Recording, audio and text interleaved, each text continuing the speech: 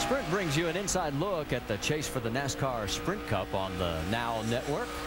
And as you can see, our points leader coming in, obviously Kevin Harvick. He scored almost 1,000 points more this year at the same point over what he did last year. Jeff Gordon 137 behind in the points chase as we came in. Kurt Busch in third. You see the markers there.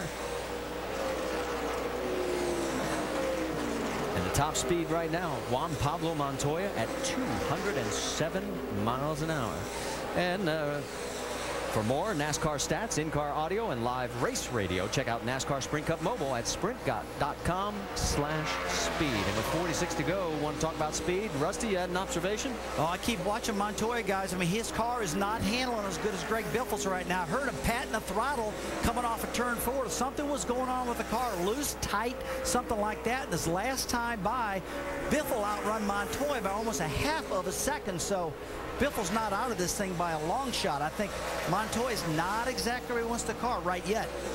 Yeah, Rusty, I think a little that may have had to do with something these guys told me as they got closer to other cars. They just lost the front end, especially under throttle a lot of times. So that could have had something to do with that. Let's see if he picks back up here now that he's gotten around Ryan Newman. Well, the meat and the sandwich of the first and second place car is Ryan Newman. It's been a long day for him, Jamie Little. It certainly has. It started off bad. He blew a tire early. But, guys, moments ago, when he was riding around 28th all by himself, he looked in his rearview mirror. The side of my mirror says objects appear faster than they appear. No, he's that fast. I think it caught him off guard a little bit just how fast that 42 is. But Ryan trying to hang in there. The car still isn't great, but he's just trying to hang on, guys. Jamie, just as you started your report, we saw a piece of debris come flying out of turn 2, and there it is. It's out of the race groove. Could be just some tape that flew off of a car. Can't really tell what it was, but it yeah, it looked like a piece of sheet metal, and now somebody's run over it and kind of wadded it up. Yeah, you see right there, it does look like a crush panel. May have off of Rudiment. Yeah, it was. You see, now we got a caution for debris. And the caution is out because that could cut a tire. And there it is. Right off of Rudiment's car. And Juan Pablo does hit it. Now the question is, no, he didn't. Montoya missed it, but definitely Newman hit it. It got Newman's car. Well, but from that first look, it did look like it hit, and that second camera gave us a much better view. So, okay, this changes the strategy a little bit because it cannot make it from here on this start. All right, so we're in our fourth caution, so I'm going to put you on the spot, crew chief. What are you going to do? Come in? 4 tires on and fill it up. Did he sound like he had no discussion? Yeah, I was going to ask you, did he sound like he had a doubt in his mind? No, it's kind of easy there. It's kind of like you were at Darlington. This is an easy one here. This is a no-brainer one.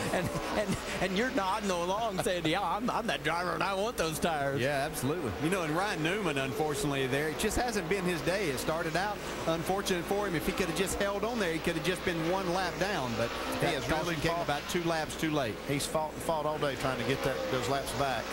Very unfortunate. Well, as of right now, we have 43 laps to go, and that is not going to be enough for a full tank of fuel. Could be a big break for Jimmy Johnson and Chad Knaus to work on this car. They managed to stay on the lead lap back in 23rd. They're going to take a big swing. He was the next car to go a lap down, believe it or not, folks. He is 23rd, and that is the last car on the lead lap, and he was 50 seconds behind the race leader, so it gives you an idea just how fast they were closing.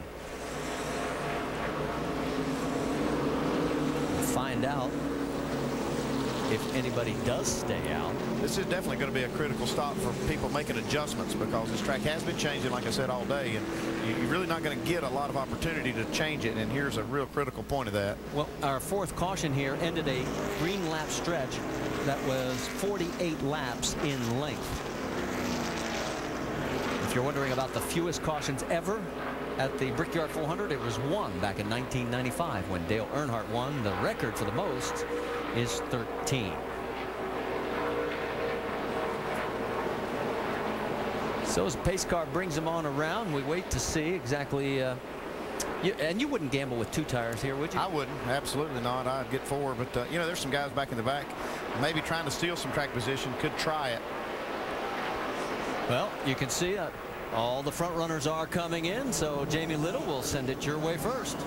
Well, to keep with those changing track conditions, it definitely is getting hotter down here. Mark Martin calling for another wedge adjustment on the left rear, 4 tires and fuel.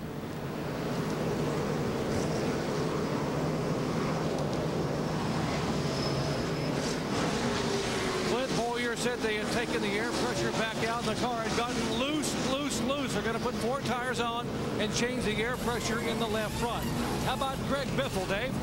Very loose race car, 4 tires, track bar, and wedge adjustment. As for Juan Pablo Montoya, he hits the first stall on pit road. There will be no changes to his car. 4 tires will be swapped out, and he leads. He's going to keep that lead.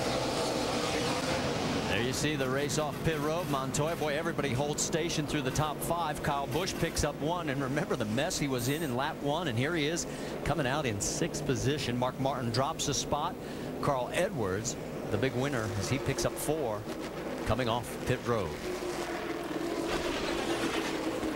Problems for Jimmy Johnson. The wheel to the left, turn the wheel to the left. Now they're trying to change shocks on this car. You see how they're bouncing up and down here. They're making as many adjustments as they can. They were the last car on the lead lap, so they weren't, if they couldn't gain any spots, which it wouldn't have helped them because their car wasn't handling right, they can take this time now with these long caution flag laps that you make around this big racetrack to make changes and big changes. So the work continues for Jimmy Johnson, and the quest to win He's got their some damage 3rd in a row trying is to in close serious up the hole. jeopardy. Had a hole in the nose there. I don't know how much that was hurting him. They're now finishing up the shot on the left front. Let's go, come on. Now you can hear Chad because they can tell that they Turn the wheel to the right, turn the wheel to the right. need to get this stop done. No, they're okay. They still have some time. Get that jack nut for me. Chad looking up track, making sure the pace car. Plenty of time. Now he still lets his guys know you still have plenty of time. That's the thing you don't want to do right here. You don't want to get everybody panicked because it's hard to do this job efficiently if you're trying to hurry it. So they got plenty of time. They can finish this up and stay on the lead lap.